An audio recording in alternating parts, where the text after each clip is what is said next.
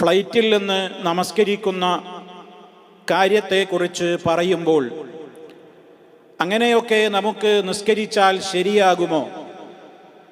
കാരണം അതിൽ ഖിബ്ല ലഭ്യമല്ലല്ലോ, റുകൂഅ് സുജൂദുകൾ പൂർണ്ണമായി നിർവഹിക്കാനാവില്ലല്ലോ, പലപ്പോഴും വുളൂ ചെയ്യാൻ പോലും കഴിയില്ലല്ലോ. ഇങ്ങനെയുള്ള പല ന്യായങ്ങളും പറഞ്ഞുകൊണ്ട് നമസ്കരിക്കാതെ യാത്രക്കാർ നമസ്കാരം ഒഴിവാക്കുന്ന, ഇനി അഥവാ ചോദിച്ചാൽ തന്നെ നാട്ടിൽ പോയി ഒന്നിച്ച് ഖളാ വീട്ടാം എന്ന് പറയുന്ന ലാഘവ ബുദ്ധിയോടുകൂടെയുള്ള പ്രതികരണങ്ങളൊക്കെ പലപ്പോഴും നമ്മൾ കണ്ടുവരികയാണ്. ഈ ഒരു സന്ദർഭത്തിലാണ് വളരെ അത്യാവശ്യമാണ് എന്ന നിലക്ക് ചില കാര്യങ്ങൾ സൂചിപ്പിക്കുവാനുള്ളത്. സഹോദരങ്ങളെ, നമസ്കാരം അല്ലാഹു സുബ്ഹാനഹു വ തആല സമയബന്ധിതമായി എല്ലാ മുസ്ലിമീങ്ങളുടെ മേലും നിർബന്ധമാക്കിയിട്ടുള്ള ഒരു ആരാധനയാണ് എന്ന കാര്യത്തിൽ രണ്ടഭിപ്രായമില്ല. അതുകൊണ്ട് തന്നെ അത് സമയമായി കഴിഞ്ഞാൽ നമ്മളത് നിർവഹിച്ചേ പറ്റൂ. അങ്ങനെ നിർവഹിക്കുന്ന ഘട്ടത്തിൽ ഇസ്ലാമിന് നിസ്കാരത്തിൻ്റെ കാര്യത്തിൽ മാത്രമല്ല, പൊതുവെ ആരാധനകളുടെ കാര്യത്തിലും അനുഷ്ഠാനങ്ങളുടെ കാര്യത്തിലുമൊക്കെ ഇസ്ലാമിക ശരീഅത്തിന് ചില പ്രത്യേകമായ അടിസ്ഥാന തത്വങ്ങളുണ്ട്. മനുഷ്യരോട് അവരുടെ കഴിവിൻ്റെ അപ്പുറം പ്രവർത്തിക്കുവാൻ അല്ലാഹു നിർബന്ധിക്കുന്നില്ല. ഫത്തഖുല്ലാഹ മസ്തതഅ്തും സൂറത്തു തഗാബുനിൽ അല്ലാഹു സുബ്ഹാനഹു വ തആല പറഞ്ഞ ആശയമാണത്, ആയത്താണത്. നിങ്ങൾ അല്ലാഹുവിനെ സൂക്ഷിക്കുവീൻ, മസ്തതഅ്തും നിങ്ങൾക്ക് കഴിയുന്നത്ര, നിങ്ങളുടെ കഴിവിൻ്റെ പരമാവധി നിങ്ങൾ അല്ലാഹുവിനെ എന്ത് ചെയ്യണം? സൂക്ഷിക്കണം. അഥവാ റബ്ബ് നമ്മളോടൊരു കാര്യം പറഞ്ഞാൽ നമ്മുടെ കഴിവെത്രയാണോ ആ കഴിവിൽ നമ്മൾ അതനുസരിച്ച് നമ്മൾ പ്രവർത്തിച്ചേ പറ്റൂ. ഈ ആയത്തിനെ സംബന്ധിച്ചിടത്തോളം ഖുർആൻ വ്യാഖ്യാതാക്കൾ പറഞ്ഞു, ഇമാം സഅദി അദ്ദേഹത്തിന്റെ തഫ്സീറിൽ രേഖപ്പെടുത്തി, ഫഹാദിഹിൽ ആയ തദുല്ലു അലാ അന്ന കുല്ല വാജിബിൻ അജസ അൻഹുൽ അബ്ദു, ഒരു അടിമക്ക് ചെയ്യാൻ കഴിയാത്ത നിർബന്ധമായ വല്ല കാര്യങ്ങളും ഉണ്ടെങ്കിൽ അതവന് നിർബന്ധമാവില്ല എന്ന് ഈ ആയത്തിൽ നിന്ന് മനസ്സിലാക്കാം. ഇനി കൽപ്പിക്കപ്പെട്ട കാര്യത്തിൽ നിന്ന് ചിലത് ഒരാൾക്ക് ചെയ്യാൻ കഴിയും, ചിലത് കഴിയില്ലെങ്കിൽ കഴിയുന്നതാണ് അവന് നിർബന്ധമാവുക, കഴിയാത്തത് നിർബന്ധത്തിന്റെ പരിധിയിൽ നിന്ന് അവനെ സംബന്ധിച്ചിടത്തോളം ഒഴിവാകുന്നതാണ്. ഏതുപോലെ നബി സല്ലല്ലാഹു അലൈഹി വസല്ലമ പഠിപ്പിച്ച ഹദീസിൽ കാണാം, വഇദാ അമർതുകും ബി അംരിൻ ഫഅ്തു മിൻഹു മസ്തതഅ്തും, ഞാൻ നിങ്ങളോട് വല്ല കാര്യത്തിനും കൽപ്പിച്ചാൽ, നിങ്ങളോട് ഞാൻ വല്ല കാര്യവും ചെയ്യണമെന്ന് നിർബന്ധമായും നിങ്ങളോട് കൽപ്പിച്ചാൽ, ഫഅ്തു മിൻഹു മസ്തതഅ്തും, നിങ്ങൾക്ക് കഴിയുന്നതെന്താണോ അത് നിങ്ങൾ അതിൽ നിന്ന് കൊണ്ടുവരണം, നിങ്ങൾ നിർവഹിക്കണം എന്ന് നബി സല്ലല്ലാഹു അലൈഹി വസല്ലം നമുക്ക് പഠിപ്പിച്ചു തന്നിരിക്കുകയാണ്. ഇനി വിശുദ്ധ ഖുർആൻ തന്നെ പറഞ്ഞൊരു യാഥാർത്ഥ്യമാണ്, ലാ യുകല്ലിഫുല്ലാഹു നഫ്സൻ ഇല്ലാ വുസ്അഹാ, ഒരു ശരീരത്തോടും അതിൻ്റെ പരിധിയിലും കഴിവിലും ഉൾക്കൊണ്ടതല്ലാത്ത ഒരു കാര്യത്തിന് അല്ലാഹു നിർബന്ധിക്കുകയില്ല എന്ന്. മറ്റൊരായത്തിൽ കാണാം, യുരീദുല്ലാഹു ബിക്കുമുൽ യുസ്റ വലാ യുരീദു ബിക്കുമുൽ ഉസ്റ, അല്ലാഹു നിങ്ങൾക്ക് എളുപ്പത്തെയാണ് ഉദ്ദേശിക്കുന്നത്, നിങ്ങൾക്ക് ഞെരുക്കമുണ്ടാക്കുവാൻ അവൻ ഉദ്ദേശിക്കുന്നില്ല.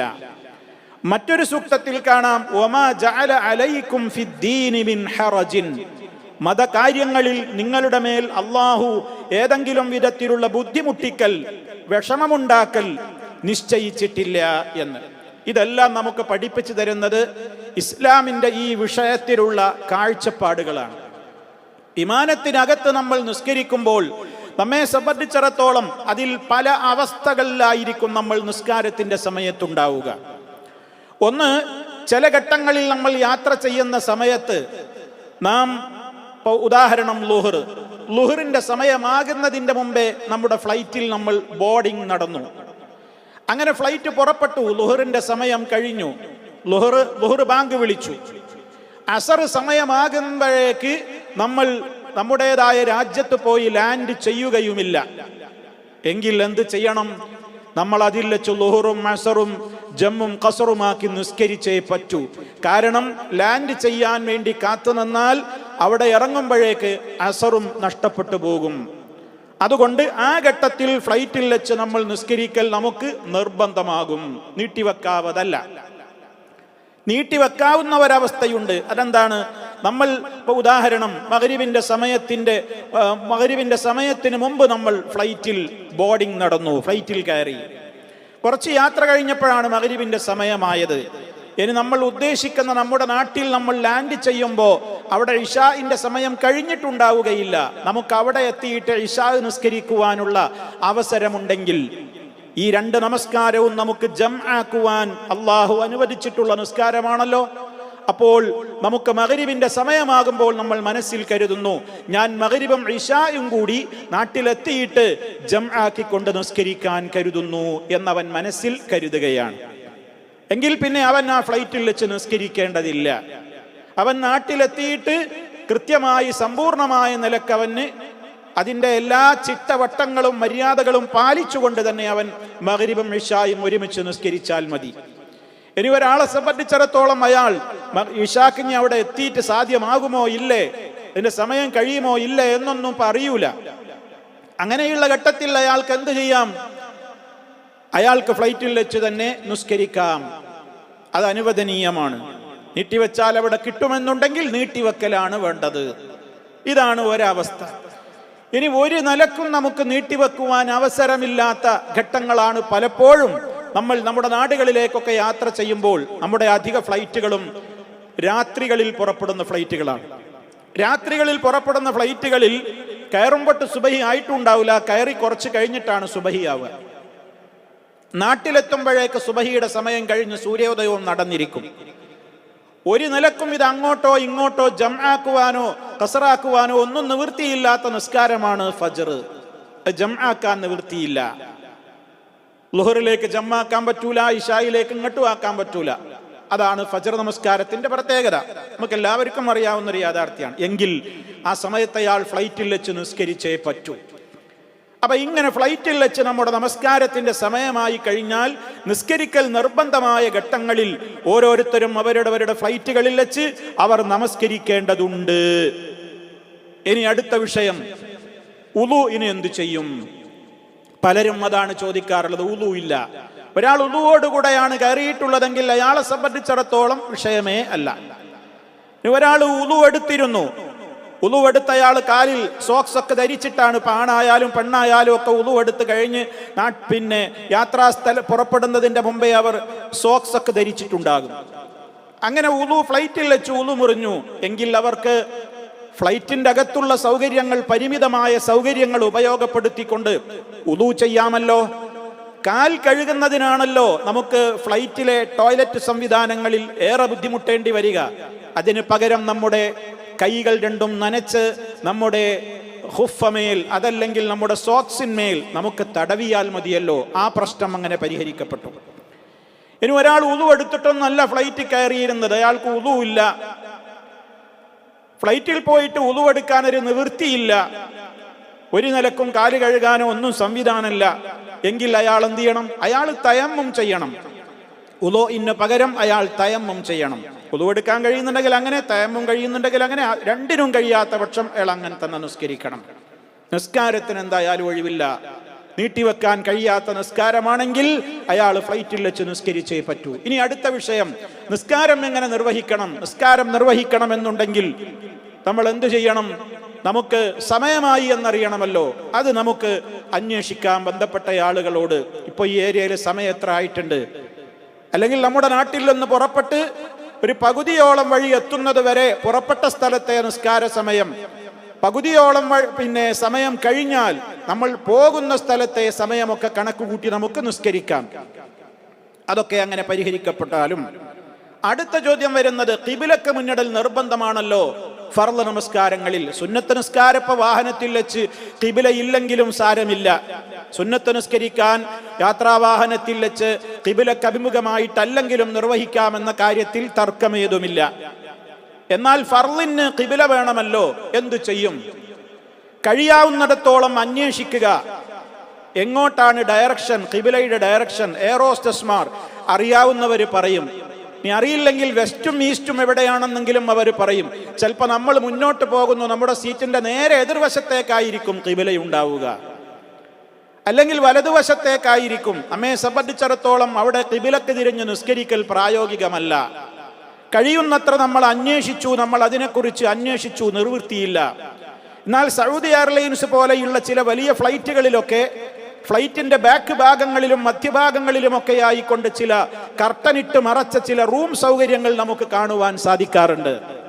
ഒരു 4-5 ആളുകൾക്കൊക്കെ ജമാഅത്തായി പോലൊന്ന് നിസ്കരിക്കാവുന്ന വിധത്തിൽ ഖിബിലയുടെ ഡയറക്ഷൻ ഇങ്ങനെ മാറുന്നതിനനുസരിച്ച് സ്ക്രീനിൽ പ്രദർശിപ്പിക്കപ്പെടുന്ന നിലക്കുമൊക്കെ അവിടെ നിന്ന് നിസ്കരിക്കാൻ തന്നെയും സൗകര്യങ്ങളൊക്കെ നമുക്ക് കാണുവാൻ സാധിക്കും. എന്നാൽ അത്തരം സൗകര്യങ്ങളൊന്നും നമ്മുടെ എയർ ഇന്ത്യ എക്സ്പ്രസ് പോലെയുള്ള നമ്മുടെ ഈ കൊച്ചു ഫ്ലൈറ്റുകളിലൊന്നും ലഭ്യമല്ല. അങ്ങനെ ലഭ്യമാകുന്നിടത്ത് അതൊക്കെയാണ് ചെയ്യേണ്ടത്. അയാൾ നിന്ന് നിസ്കരിക്കാൻ പറ്റുമോ? നിന്ന് നിസ്കരിക്കന്നെ വേണം. റുക്കൂഴും സുജൂദും പൂർണ്ണമായി നിർവഹിക്കാൻ പറ്റുമോ? അങ്ങനെ തന്നെ ചെയ്യണം. അതിന് സംവിധാനമുള്ളയിടത്ത്. അതിന് സംവിധാനമില്ലാത്തവർ എന്ത് ചെയ്യണം?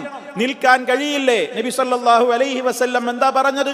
സ്വല്ലി ഖായിമാ ഫഇല്ലം തസ്തതി ഫഖാഇദാ ഫഇല്ലം തസ്തതി ഫഅലാ ജൻബിൻ. ഇമാം ബുഖാരി റിപ്പോർട്ട് ചെയ്ത ഹദീസിൽ കാണാം, നീ നിന്ന് നമസ്കരിക്കുക. പൊതുവിൽ നിയമം പറഞ്ഞതാണ്, നൃത്തം നിസ്കാരത്തിൽ നിർബന്ധമാണ്, ഫർദ് നിസ്കാരത്തിൽ. അതിന് കഴിയില്ലേ? ഇരുന്ന് നമസ്കരിക്കൂ. കഴിയില്ലേ? കിടന്നു നമസ്കരിക്കൂ എന്ന് നബി സല്ലല്ലാഹു അലൈഹി വസല്ലം പറഞ്ഞിട്ടുണ്ടല്ലോ. അപ്പൊ നമ്മൾ ഖിബിലയുടെ കാര്യത്തിൽ ഫ്ലൈറ്റിൽ എന്ന് നമ്മെ സംബന്ധിച്ചിടത്തോളം നമ്മുടെ ഒന്നും നാടുകളിലേക്ക് പോകുന്ന കൊച്ചു ഫ്ലൈറ്റുകളിലൊന്നും നമുക്ക് നിന്ന് നിസ്കരിക്കുവാനോ ഖിബിലയുടെ ഡയറക്ഷൻ അറിയുവാനോ സംവിധാനങ്ങളൊന്നുമില്ല. അപ്പോൾ ഇരുന്ന് നമസ്കരിക്കുക, നമ്മുടെ സീറ്റിൽ തന്നെ ഇരുന്ന് നിസ്കരിക്കുക. അങ്ങനെ ഇരുന്ന് നമസ്കരിക്കുമ്പോൾ റുക്കൂഴും സുജൂദും ഒന്നും പൂർണ്ണമായി നമുക്ക് ചെയ്യാൻ കഴിയില്ല. ഒരല്പം മുന്നോട്ടായുക റുക്കൂഴിന്റെ സമയമാകുമ്പോൾ, അതിനേക്കാൾ കൂടുതൽ മുന്നോട്ട് കുനിയുക സുജൂദിന്റെ സമയമെത്തുമ്പോൾ. ആ രീതിയിൽ നമസ്കരിച്ച് സലാം വീട്ടുക.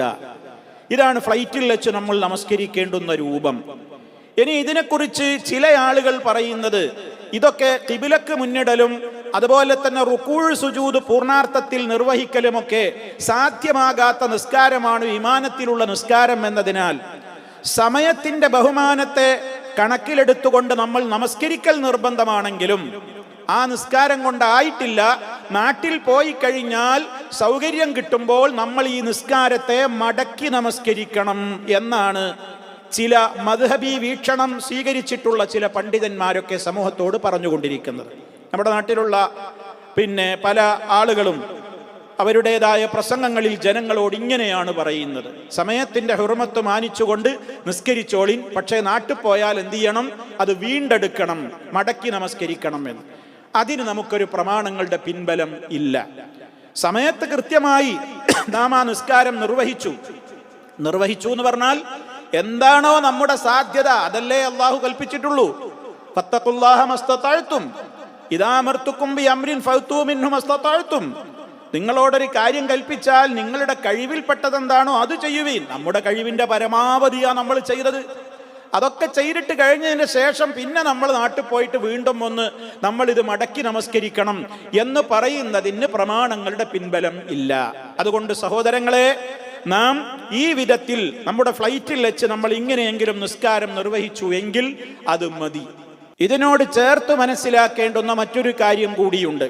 പലപ്പോഴും കൈക്കുഞ്ഞുങ്ങളുള്ള ഉമ്മമാർ അവരുടെ ഫ്ലൈറ്റ് യാത്രക്കിടയിൽ ആ കുഞ്ഞുങ്ങൾ ധരിച്ചിട്ടുള്ള ഡയപ്പറുകൾ അതല്ലെങ്കിൽ ആ നിലക്കുള്ള കുഞ്ഞുങ്ങളുടെ ശരീരത്തിൽ നിന്ന് മൂത്രമോ അതല്ലെങ്കിൽ മറ്റെന്തെങ്കിലും നജസ്സുകളോ ഒക്കെ അവരുടെ വസ്ത്രത്തിലായി കഴിഞ്ഞാൽ പല സഹോദരിമാർക്കും ആ പാമ്പേഴ്സ് മാറ്റുവാനും അതുപോലെ തന്നെ നല്ല വസ്ത്രം അവർക്ക് മാറ്റി ഉടുക്കുവാനും ഒന്നും പലപ്പോഴും സൗകര്യം കിട്ടിയെന്ന് വരില്ല.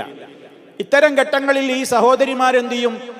എൻ്റെ ഡ്രസ്സിലൊക്കെ ഇപ്പോൾ കാഷ്ടവും മൂത്രമൊക്കെ ഉണ്ടല്ലോ, ഇനി എങ്ങനെ ഞാൻ നിസ്കരിക്കുക, അതുകൊണ്ട് എൻ്റെ നമസ്കാരം ശരിയാവൂല എന്ന് വിചാരിച്ച് അവർ നമസ്കാരം നഷ്ടപ്പെടുത്താറുണ്ട്. പാടില്ല. ആ നജസ് കഴുകാൻ അവർക്ക് അവസരമുണ്ടോ എന്നവർ പരിശോധിക്കുക. ഒരു സാധ്യതയുമില്ലെങ്കിൽ ആ നജസ് നിലനിർത്തിക്കൊണ്ട് തന്നെ അവർ നമസ്കാരം നിർവഹിക്കുകയാണ് വേണ്ടത്.